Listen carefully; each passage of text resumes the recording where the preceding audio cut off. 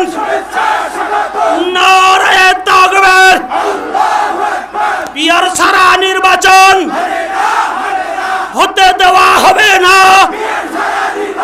Peer ছাড়া নির্বাচন সারা বাংলায় শুনতে পাই, রাজনীতিতে দেখতে পাই। নারায়ে তাকবীর, প্রধান অতিথির আগমন। আসসালামু আলাইকুম ওয়া রাহমাতুল্লাহি ওয়া বারাকাতুহু। নাহমাদু ওয়া নুসাল্লি আলা রাসূলিল কারীম, আম্মা বাদ। আউযু বিল্লাহি মিনাশ শাইতানির রাজীম। বিসমিল্লাহির রহমানির রহিম। ইনিল হুকমু ইল্লা লিল্লাহ। সাদাকাল্লাহুল আলিয়্যুল আযীম। সবাই বলি সাল্লাল্লাহু আলাইহি ওয়াসাল্লাম। ইসলামী আন্দোলন বাংলাদেশ পিরিজপুর জেলা শাখা কর্তৃক আয়োজিত আজকে গণসম্মেলনের সম্মানিত সভাপতি, বিভিন্ন রাজনৈতিক দলের নেতৃবৃন্দ, সকল স্তরের ইসলাম প্রিয় দেশপ্রেমী ভাইয়ের আমার, আজকে অনুষ্ঠান কেন আপনারা সবাই জেনেছেন। সংস্কার, বিচার এবং লেভেল প্লেইং করে নির্বাচন, কি কথা ঠিক না? পিআর সিস্টেমে নির্বাচন চাই। কেন চাই? বক্তারা বক্তব্য দিয়েছেন। পিআর সিস্টেমে নির্বাচন কেন, কিসের জন্য? যেখানে ফ্যাসিস্ট হবে না, দুর্নীতিবাজ থাকবে না, কালো টাকার ব্যবহার হবে না, অপশক্তি ব্যবহার করা যাবে না। পিআরসি নির্বাচন হলে দিনের ভোট রাত্রে গ্রহণ করা হবে না, যেখানে দখলদারি থাকবে না, ভোট ছিনতাই হবে না, ভালো লোকগুলি সংসদে যেতে পারবে।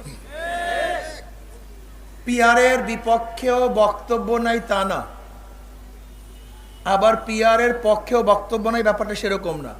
আমরা ঔষধ সেবন করি, আগেই লেখা থাকে সাইড এফেক্ট। কিছু সাইড এফেক্ট আছে, কিন্তু আমরা দেখি বেশি না কম। যদি দেখি এফেক্ট হবে 98%, সাইড এফেক্ট 2%, সমস্যা নেই, ভালো দিক বেশি। আচ্ছা, বর্তমান যে প্রচলিত নির্বাচন আছে এর বিপক্ষে কি কথা বলা যায় না? এর বিপক্ষে কোনো বক্তব্য নাই?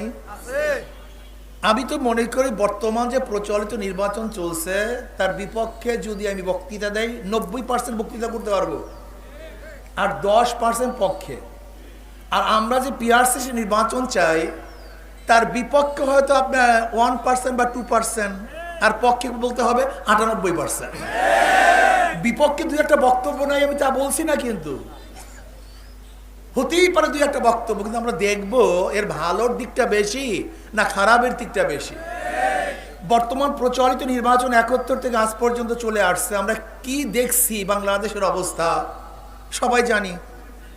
70 নির্বাচনের পরে 71 দেশ স্বাধীন হলো, ভেবেছিলাম সব কিছু পেয়ে গেছি, দেশ স্বাধীন, ঠিক না? 72 সংবিধান রচিত হয়েছিল। 73 আর একটা নির্বাচন হয়েছিল, আপনারা জানেন না? 1973 সনে শেখ সাহেবের অধীনে আর একটা নির্বাচন হয়েছিল। সংবিধান রচিত হয়েছে কয় সনে?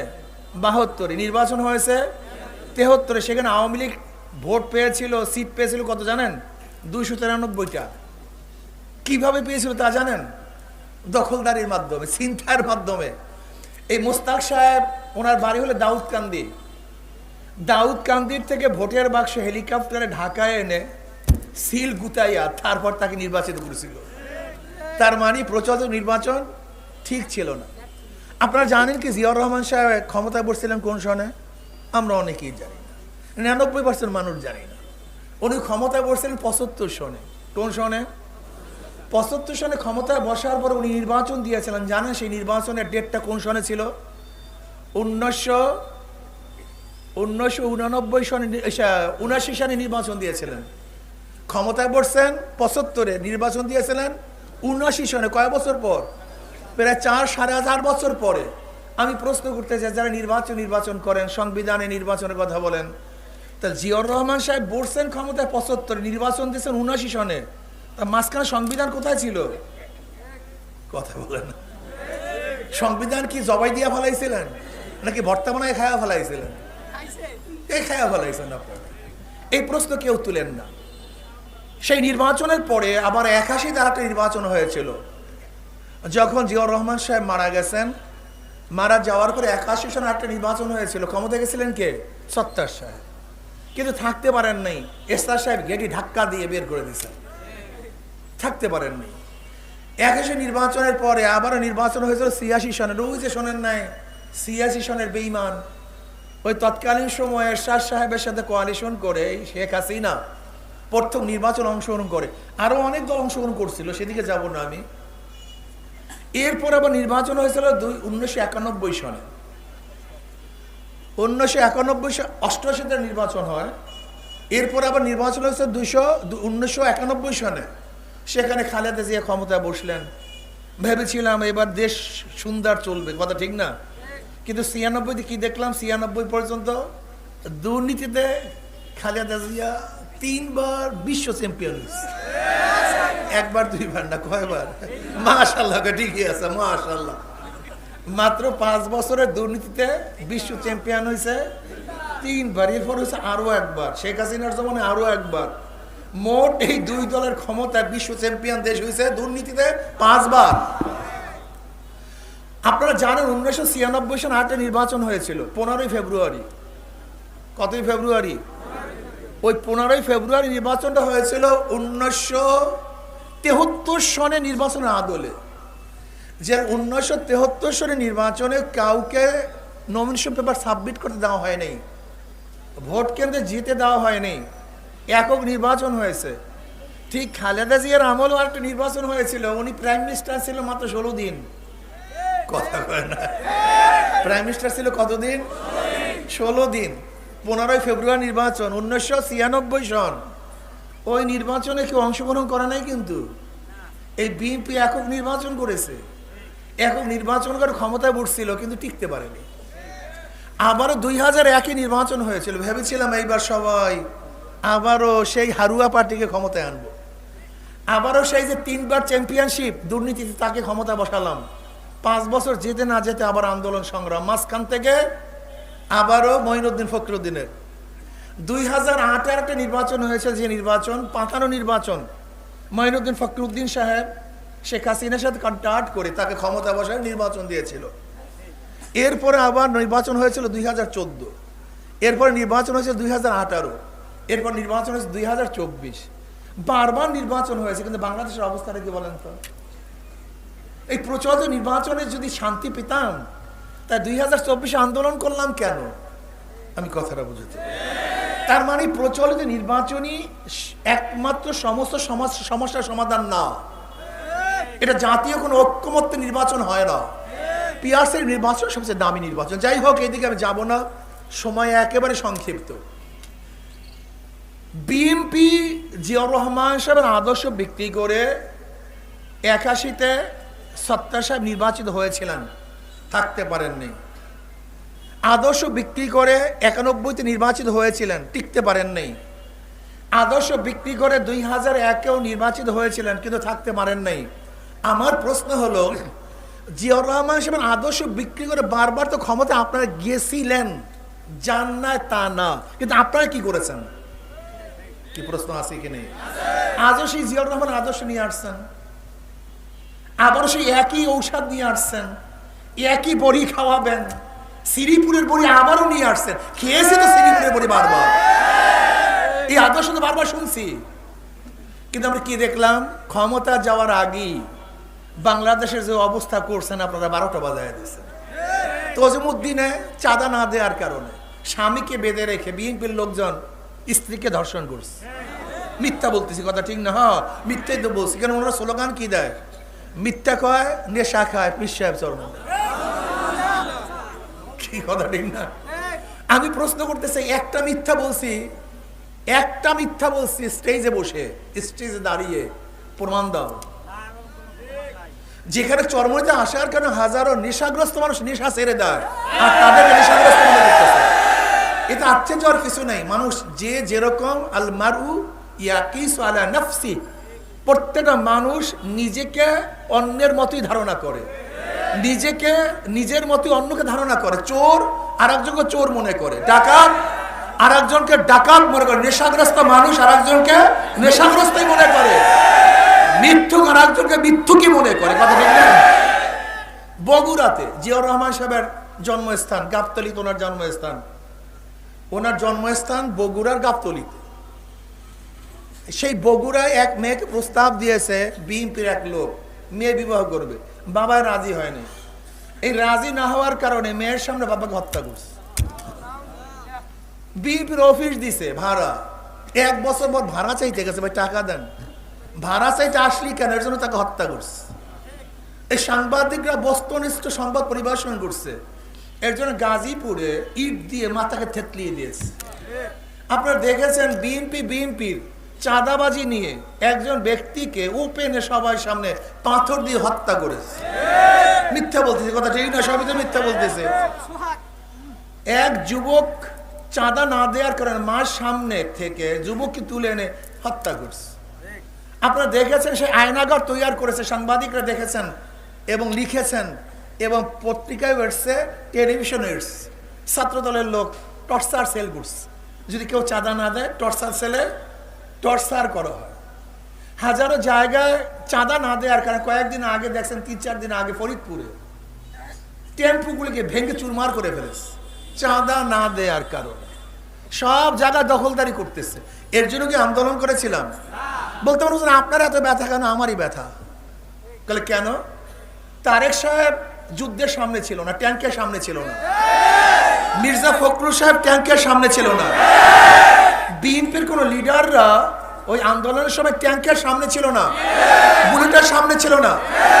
এমনকি আমি প্রশ্ন করতে চাই, জামাতের অনেক ভাইরা তো সামনে আসতে পারে না কৌশলের কারণে, এটা ভিন্ন কথা, আসে নাই। শিবিরের একজন বড় লিডার দেখবেন না সামনে ছিল। আমাকে অন্য কোনো বড় বড় লিডার দেখে দেখবেন না যাদেরকে মানুষ চিনে, তারা রাস্তায় মিছিল দিয়েছে, স্লোগান দিয়েছে, দেখাতে পারবেন না আমাকে। জাতীয় কোন লিডার ইসলামী আন্দোলনের বাহিরে জুলাই আগস্টের বিপ্লবে রাস্তায় ছিল, দেখাতে পারবেন না। রাস্তায় ছিলাম আমরা, বুলেটের সামনে ছিলাম আমরা, ট্যাঙ্কের সামনে ছিলাম আমরা। আল্লাহ না করুক, ধরে নেন যদি আন্দোলন সাকসেস নাই হইতো, সবাই শেখ হাসিনার কাছে গিয়ে বলতো আমরা তো ছিলাম না, আমরা তো অংশগ্রহণ করিনি, আমরা তো আপনাদের সাথেই ছিলাম। যারা 3-4 তারিখও শেখ হাসিনা লোকের সাথে মিটিং করেছে, আজকে তারা জুলাইয়ের বক্তা হয়ে গেছে, যোদ্ধা হয়ে গেছে। ধরে না যদি আন্দোলন সাকসেস না হতাম, তাহলে আমার অবস্থাটা কি হতো, আমাদের অবস্থাটা কি হতো? আন্দোলন করেছে মানুষকে মুক্তি দেওয়ার জন্য, বৈষম্য দূর করার জন্য, চাঁদাবাজি করার জন্য নয়, সন্ত্রাস করার জন্য নয়, ধর্ষণ করার জন্য নয়। বাংলাদেশ আমরা ঐক্যবদ্ধ হয়েছে, বাংলাদেশের কোন ধর্ষক চাঁদাবাজকে আর ক্ষমতা নিবে না ইনশাআল্লাহ। যারা দুর্নীতি করছে বাংলাদেশের মানুষ, তাদেরকে আর ক্ষমতায় নিবে না ইনশাআল্লাহ। যারা স্বামীকে বেঁধে রেখে ধর্ষণ করেছ, দখলদারি করেছ, চাঁদা না দেওয়ার কারণে টেম্পো ভেঙে চুরমার করে ফেলেছ, আমার গরিব দুঃখী মেয়ে মানুষের পেটের মধ্যে লাথি দিয়েছ, বাংলাদেশের মানুষ তাদের লাথি দিয়ে তাড়াইয়ে দেবে, ভোট দেবে ইনশাআল্লাহ। পুরো ভাইয়েরা আমার, আগামী নির্বাচন হবে ইসলামের পক্ষের শক্তি, ইসলামের বিপক্ষের শক্তি, দেশের পক্ষের শক্তি এবং ভারতের পক্ষের শক্তির মধ্যে নির্বাচন হবে। আগামী নির্বাচনে বাংলাদেশের মানুষগুলি সব 2 ভাগে বিভক্ত হয়ে যাবে। একটা ইসলামের পক্ষে, দেশের পক্ষে, আর এক ইসলামের বিপক্ষে, ভারতের পক্ষে। আজকে দেখেছেন পার্বত্য অঞ্চলে ভারত সেই পাহাড়িদের কুচকিয়ে দিচ্ছে, সেখানে গন্ডগোল চলছে, আমাদের সেনাবাহিনী আহত হয়েছে। এর কাদের ইশারা, কাদের ইঙ্গিতে এই কাজগুলো হচ্ছে, সম্পূর্ণ ভারতের ইশারায়। যারা ভারতের দালালি করবা, ভারতের সাথে সম্পর্ক রেখে দেশকে ধ্বংস করার চক্রান্ত করবা, আমি মনে করি তারা এই দেশের শত্রু, জাতির শত্রু। আমরা আমাদের পার্শ্ববর্তী কান্ট্রির সাথে ভালো সম্পর্ক রাখতে চাই, কিন্তু তাদের কর্তৃত্ব আমরা চাই না। তাদের ধ্বংসাত্মক যে সমস্ত মনোভাব, সেটা বাস্তবায়ন করতে দিতে চাই না। আমরা দেশের মধ্যে শান্তি চাই, সমস্ত মানুষের ঐক্য চাই, আমরা বৈষম্য দূর করতে চাই। আসুন আমরা সবাই ঐক্যবদ্ধভাবে নির্বাচন করব। ওদের এদিক খেয়াল দে, ওদের মার্কার মধ্যে গ্যাঞ্জাম আছে। যারা নৌকা নিয়ে নির্বাচন করে নিজেরা নৌকা চালাতে পারে না, যারা ধানের শেষে নির্বাচন করে নিজেরা ধান কাটতে পারে না, যারা নাঙ্গল নিয়ে নির্বাচন করে নিজেরা নাঙ্গল বইতে পারে না। সব প্রতীকগুলি গরিবদের, নৌকা চালায় গরিবরা, ধান কাটে গরিবরা, নাঙ্গল বয় কিন্তু যারা নির্বাচন করে একটাও গরিব না। প্রত্যেক গরিবদের, কিন্তু যারা নির্বাচন করে একজনও গরিব না। নিজেরা চালাতেও মানে ধোকাবাজি সব জায়গায়। কিন্তু হাত পা কেমন একটা প্রতীক, যে নির্বাচন করে সেও ঘুরাতে পারে, যারা সমর্থন করে তারাও ঘুরাতে পারে, কথা ঠিক না? হাত পাকা প্রয়োজন বড় লোকদের, হাত পাকা প্রয়োজন গরিবদের, হাত পাকা চালাতে পারে পুরুষরা, হাত পাকা চালাতে পারে মহিলারা।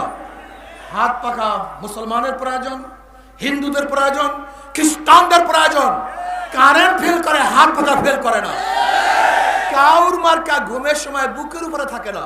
শুধু একটা প্রতীক আছে, যে প্রতীকটা ঘুমের সময় কলিজার উপরে থাকে, সেই প্রতীকের নাম হাত পাখা। সর্বজনীন মার্কা হাত পাখা। আমি বিশ্বাস করি যে হাত পাকা বিজয় হয়, জাতি বিজয় হবে। যদি হাত পাকা বিজয় হয়, এই গোটা মানুষ মানবতা বিজয় হবে। সব মার্কা দেখা শেষ। আসতে কয়, সবাই গলা শুকিয়ে গেছে। সব মার্কা দেখা শেষ, সব মার্কা দেখা শেষ। হাত পাখার বাংলাদেশ ইনশাআল্লাহ আগামী নির্বাচন ঐক্যবদ্ধ ভাবে যেখানে যে বাক্স দেওয়া হবে ইসলামের পক্ষে ইনশাআল্লাহ আমরা ভোট দেব এবং ইসলামের বিপক্ষের শক্তিকে প্রতিরোধ করব ইনশাআল্লাহ। আর একটা কথা আপনারা লিখে রাখেন, সাংবাদিকরা লিখে রাখেন, যে যেই জায়গায় ইসলামের পক্ষে শক্তিশালী ক্যান্ডিডেট থাকবে প্রত্যেক জায়গায় ইনশাআল্লাহ ইসলামের বিপক্ষের ক্যান্ডিডেট হারবেই হারবে, হারবেই হারবে ইনশাআল্লাহ। আল্লাহ আমাদের সবাইকে কবুল করে নেন।